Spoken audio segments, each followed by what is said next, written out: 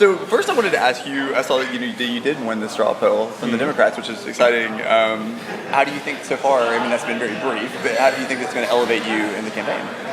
I think it solidifies my support among the activists. So there's a bunch of Democratic activists in town, and I think it basically establishes that I'm the one selected. Exactly. I'm the one that they want to see in this office. And I think the reason why we won is because we've known them and worked with them for years. I think they know us, they feel comfortable with us, they're comfortable where the campaign is, they're comfortable that this is a winnable election, and they're comfortable with my views. And I don't run away from pretty much anything, and so I've seen, which is great. Yeah, I think they like that. Yeah. So no.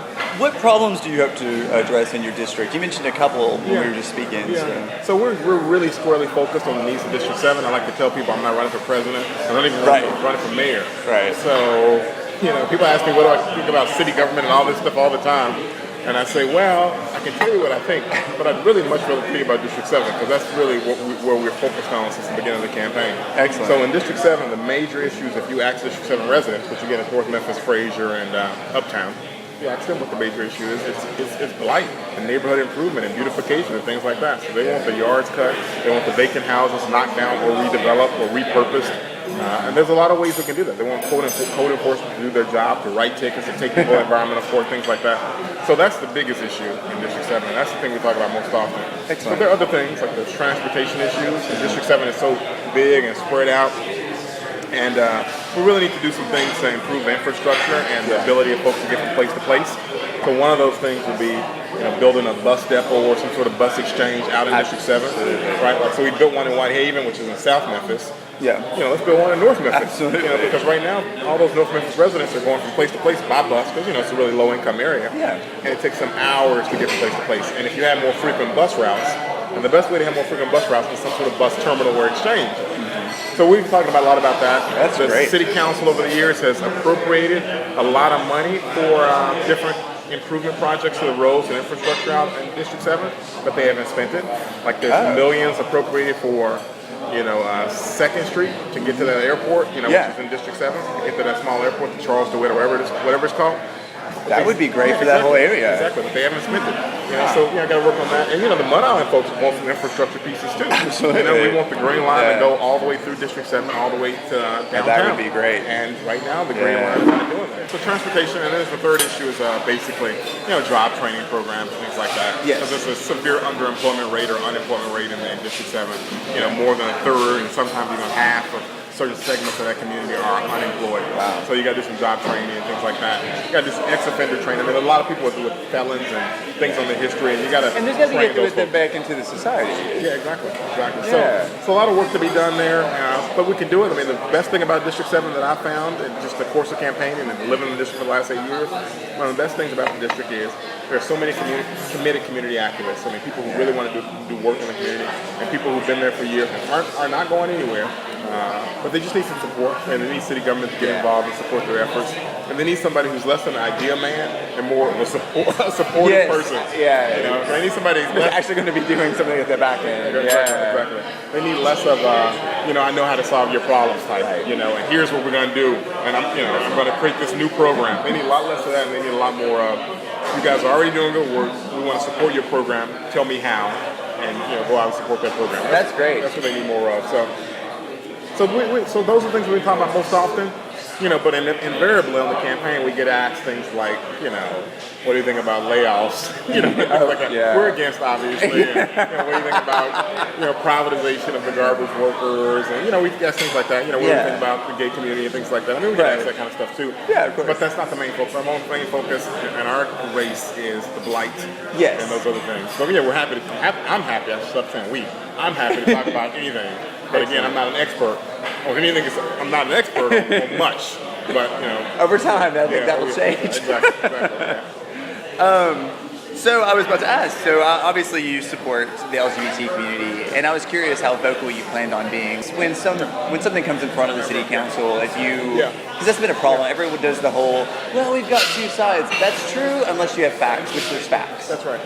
Well, okay, the first cut at that I'll take is to say that I never want my legacy to be something of, if I were to win and go in Right. office, I don't want to have a legacy to the extent I have a legacy.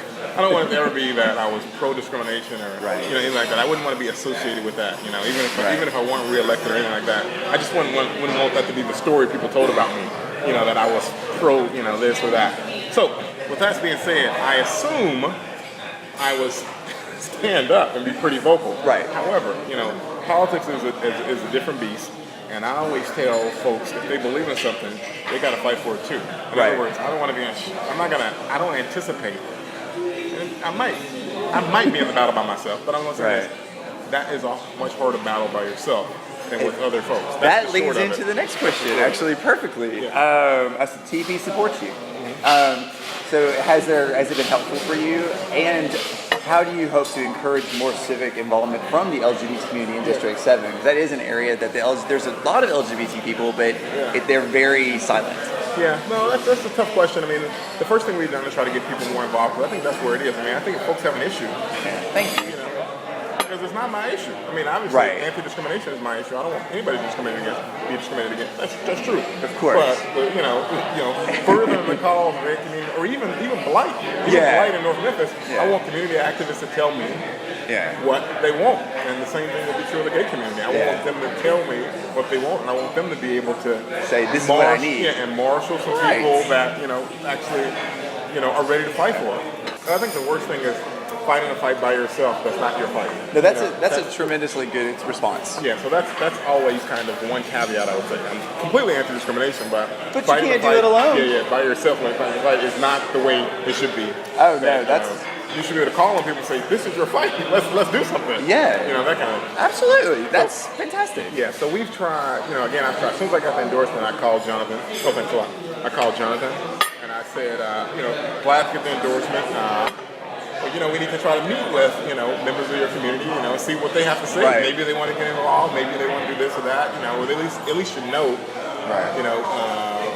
who the slate is. They should, and let everybody decide how involved they want to get or not. Right. And I understand people are apathetic. That's the nature of the big. All people, all the time, are always apathetic.